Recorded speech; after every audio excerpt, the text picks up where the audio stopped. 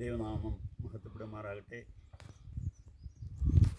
കഴിഞ്ഞ നാളുകളിൽ എന്നെ സ്നേഹിക്കുകയും പ്രാർത്ഥിക്കുകയും ചെയ്ത ബഹുമാന്യരായ സഹോദരി സഹോദരന്മാർക്ക് വീണ്ടും വരുന്ന കർത്താവായ യേശു ക്രിസ്തുവിൻ്റെ നിസ്തുല്യ നാമത്തിൽ സ്നേഹവന്ദനങ്ങൾ അറിയിക്കുന്നു.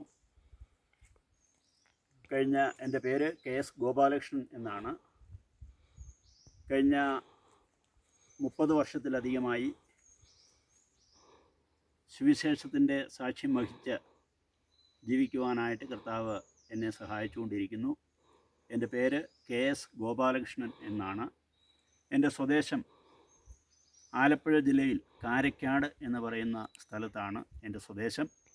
എന്നാൽ ഇപ്പോൾ മൂവാറ്റുപുഴയ്ക്ക് അടുത്ത് കായനാട് എന്ന് പറയുന്ന സ്ഥലത്താണ് താമസിക്കുന്നത്. കഴിഞ്ഞ 25 വർഷത്തിലധികമായി ഹൈറേഞ്ചിൽ വാഗമൺ എന്ന് പറയുന്ന സ്ഥലത്ത് കർത്താവിൻ്റെ വേലയോടുള്ള ബന്ധത്തിൽ ആയിരിക്കുവാനായിട്ട് കർത്താവ് എന്നെ സഹായിച്ചുകൊണ്ടിരിക്കുന്നു. കഴിഞ്ഞ നാളുകളിൽ വലിയവനായ ദൈവത്തിൻ്റെ വലിയ കൃപയിൽ ആശ്രയിച്ച് ജീവിക്കുവാൻ കർത്താവിനെ സഹായിച്ചുകൊണ്ട് ഇരിക്കുകയാണ്. ഞാൻ വിശ്വാസത്തിലേക്ക് വന്നതിൻ്റെ കാരണം ആദ്യമായി സൂചിപ്പിക്കുവാനായിട്ട് ഞാൻ കർത്താവിൽ ശരണപ്പെടുകയാണ്. എൻ്റെ ഭവനം ഒരു ഹൈന്ദവ ചുറ്റുപാടിൽ ഹൈന്ദവ വിശ്വാസത്തിൽ ജീവിക്കുന്ന ഒരു കുടുംബമായിരുന്നു എൻ്റെ മാതാവും പിതാവും. എന്നാൽ വിവിധ സ്ഥലങ്ങളിൽ എനിക്ക് ഈശ്വരനെ തേടി അലയേണ്ടി വന്നിട്ടുണ്ട്, പോകേണ്ടി വന്നിട്ടുണ്ട്. എന്നാൽ എൻ്റെ അയൽവാസിയായ ഒരു സഹോദരൻ എനിക്ക് ഒരു ബൈബിൾ തരികയും ആ ബൈബിൾ വായിച്ചപ്പോൾ വിശുദ്ധ യോഹന്നാൻ എഴുതിയ സുവിശേഷത്തിൽ ദൈവം ആത്മാവാകുന്നു, അത് സത്യമാകുന്നു എന്നുള്ള വേദവചനം എന്നെ രക്ഷയിലേക്ക് നടത്തുവാനായിട്ട് ഇടയായി. ഞാൻ ദൈവത്തിന് വേണ്ടി അനേക സ്ഥലങ്ങൾ പോയിട്ടുണ്ട്. ഇന്ത്യയുടെ വിവിധ ഭാഗങ്ങളിൽ ദൈവത്തെ തേടി അലഞ്ഞ ഒരു വ്യക്തി എന്നുള്ള നിലയിൽ ഈ വേദഭാഗം എനിക്ക് വായിച്ചപ്പോൾ ദൈവം ആത്മാവാകുന്നു, അത് സത്യമാകുന്നു, സത്യനമസ്കാരികൾ പിതാവിനെ സത്യത്തിലും ആത്മാവിലും ആരാധിക്കുന്ന നാഴിക വന്നുമിരിക്കുന്നു എന്ന് കർത്താവായ യേശു ക്രിസ്തു ശമരിയക്കാരിയായ സ്ത്രീയോട് പറയുന്നുണ്ട്. അപ്പോൾ ആ സത്യം ദൈവവചനമാണെന്നും ആ ദൈവവചനം കർത്താവായ യേശു ക്രിസ്തു ആണെന്നും യോഹന്നാൻ എഴുതിയ സുവിശേഷത്തിൽ നിന്ന് എനിക്ക് മനസ്സിലാക്കുവാനായിട്ടിടയായി. കർത്താവായ യേശു ക്രിസ്തു മാനവജാതിയുടെ പാപത്തിന് പരിഹാരം വരുത്തുവാൻ വേണ്ടിയാണ് ഈ ഭൂമിയിലേക്ക് കടന്നു വന്നത് എന്നും ആ പാപിയിൽ ഒരാളാണ് ഞാൻ എന്നും എനിക്ക് വളരെ വ്യക്തമായിട്ട് വേദപുസ്തകം വായിച്ചപ്പോൾ മനസ്സിലായി. പാപത്തിൻ്റെ ഒരു ശമ്പളം എനിക്ക് ഉണ്ട് എന്ന് എനിക്ക് വേദപുസ്തകത്തിൽ നിന്ന് മനസ്സിലായി. അപ്പോൾ ആ പാപത്തിൻ്റെ ശമ്പളം നിത്യമായ നരകശിക്ഷയാണ് എന്നും മരണശേഷം എൻ്റെ അവസ്ഥ ആ നരകത്തിലേക്കാണ് എന്നും എനിക്ക് വളരെ വ്യക്തമായിട്ട് ബോധ്യപ്പെടുവാനായിട്ട് വേദപുസ്തകത്തിൽ നിന്ന് ബോധ്യപ്പെടുവാനായിട്ട് ഇടയായി. എന്നാൽ ആ നരകശിക്ഷയിൽ നിന്ന് ഒരു മോചനം എനിക്ക് ആവശ്യമാണ് എന്ന് മനസ്സിലാക്കുവാനും അപ്പോൾ ആ മോചനം യേശുക്രിസ്തുവാണ് മാനവജാതിയുടെ പാപത്തിൻ്റെ പരിഹാരത്തിന് വേണ്ടി കാൽവരി ക്രൂശിൽ മരിച്ച് അടക്കപ്പെട്ട് ഉയർത്തെഴുന്നേറ്റത് എന്ന് എനിക്ക് വ്യക്തിപരമായി ഞാൻ വിശ്വസിച്ച് അംഗീകരിച്ച് ഏറ്റുപറഞ്ഞ് ഒരു ദൈവ പൈതലായിട്ട് തീരുവാനായിട്ട് ഇടയായി. ചെങ്ങന്നൂർ അങ്ങാടിക്കൽ ബ്രദറൻ അസംബ്ലിയാണ് ആ നിലയിൽ എന്നെ ആത്മീയമായി അവിടെയുള്ള സഹോദരന്മാരായ കുഞ്ഞിരാമൻ സഹോദരൻ, KM എബ്രഹാം കൊച്ചൂട്ടുകാലായിൽ, PV യോഹന്നാൻ പുതുക്കേരിൽ, ബിജി പുതുക്കേരിൽ തുടങ്ങിയ കർത്താവിൻ്റെ ദാസന്മാരാണ് എന്നെ ദൈവവചനം പഠിപ്പിക്കുകയും ആ നിലയിൽ ആത്മീയമായി വളർത്തുവാനായിട്ട് ഇടയായത് എന്നോർത്ത് ഞാൻ ദൈവത്തെ സ്തുതിക്കുന്നു. അങ്ങനെ ആ അങ്ങാടിക്കൽ ബ്രദറൻ സഭയുള്ള ബന്ധത്തിൽ ആയിരിക്കുവാനും അവിടെയുള്ള ദൈവമക്കളോട് ചേർന്ന് ദൈവത്തെ ആരാധിക്കുവാനും മഹത്വപ്പെടുത്തുവാനും ഇടയായി. അതുപോലെ തന്നെ ആ പ്രാദേശിക സഭയിലെ ശുശ്രൂഷകളിൽ സഹകരിക്കുവാനായിട്ടുള്ള സാവകാശം അവിടെയുള്ള ദൈവമക്കൾ തരികയും അങ്ങനെ ആത്മീയമായി വളരുവാനും അങ്ങനെ കർത്താവിൽ വിശ്വസിച്ചത് മുഖാന്തരം നിത്യമായ ജീവൻ, നിത്യജീവൻ ലഭിക്കുക മാത്രമല്ല, ഈ ഭൂമിയിൽ ആയിരിക്കുമ്പോൾ സമാധാനവും സന്തോഷവും അനുഭവിച്ചുകൊണ്ട് ഒരു അനുഗ്രഹിക്കപ്പെട്ട ആത്മീക ജീവിതം നയിക്കുവാനായിട്ട് കർത്താവ് എന്നെ സഹായിച്ചു. എൻ്റെ 33-ാമത്തെ വയസ്സിൽ ഞാൻ വിവാഹിതനാകുന്നു. മൂവാറ്റുപുഴയ്ക്കടുത്തുള്ള കായനാടെന്ന് പറയുന്ന സ്ഥലത്ത് ഉള്ള സ്ഥലസഭയിലെ കർത്താവിൽ നിദ്ര പ്രാപിച്ച ചുമ്മാർ വർക്കി എന്ന് പറയുന്ന, ഇരപ്പിൽ ചുമ്മാർ വർക്കി എന്ന് പറയുന്ന സഹോദരൻ്റെ 3ാമത്തെ മകളെ ആണ്, അമ്മിണി എന്ന് പറയുന്ന സഹോദരിയാണ് വിവാഹം കഴിക്കുവാനായിട്ടിടയായത്. 2 മക്കളാണ് എനിക്കുള്ളത്. ഗ്ലാഡിസ്, ഗോൾഡി. എൻ്റെ മകൻ മസ്കുലാർ ഡിസ്ട്രോഫി എന്ന് പറയുന്ന മാരകമായ രോഗത്താൽ താനായിരിക്കുന്നു. അദ്ദേഹം ഇപ്പോൾ +2 പഠനം കഴിഞ്ഞ് വീട്ടിൽ വിശ്രമിക്കുകയാണ്. ശാരീരികമായ ബുദ്ധിമുട്ടുണ്ട്, ചികിത്സയിലാണ്. കഴിഞ്ഞ നാളുകളിൽ പ്രിയ മകനെ ഓർത്ത് ദൈവമക്കൾ പ്രാർത്ഥിക്കുവാനായിട്ടിടയായിട്ടുണ്ട്. അദ്ദേഹത്തെ വിശേഷാൽ പ്രാർത്ഥനയിൽ ഓർക്കണം എന്ന് അപേക്ഷിക്കുകയാണ്. ഞാൻ സുവിശേഷ വേലയിലേക്ക് കടന്നു വരുന്നത്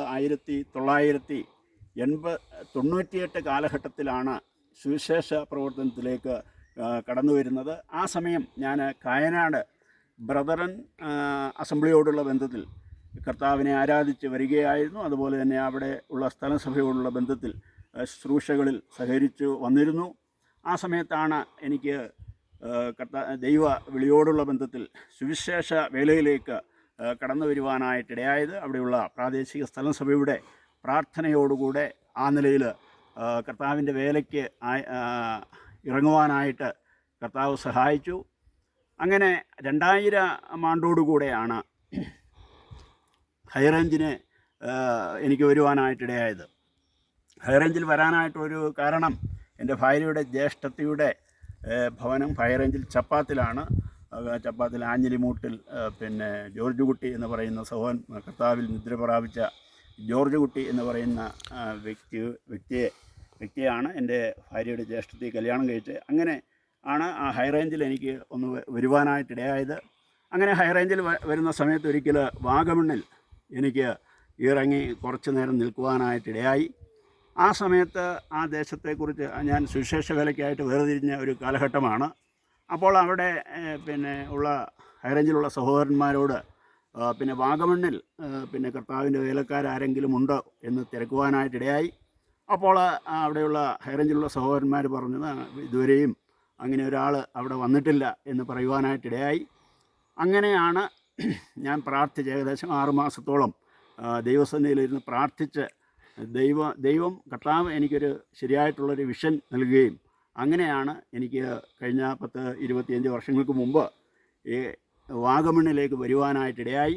അവിടെ വരികയും അവിടെ ഉള്ള സുവിശേഷ പ്രവർത്തനങ്ങൾ ആരംഭിക്കുവാനായിട്ട് ഇടയായി. വിവിധ സ്ഥലസഭകളിലെ സുവിശേഷകന്മാരോടുള്ള ബന്ധത്തിൽ അവരും കടന്നു വന്ന് കൂട്ടായി അവിടെ ഒരു പ്രവർത്തനം ആരംഭിക്കുകയും ഏകദേശം 1989 ഒക്ടോബർ മാസത്തിൽ തന്നെ അവിടെ ഒരു സ്ഥലസഭാ കൂടിവരവ് ആരംഭിക്കുവാനായിട്ട് ഇടയായി.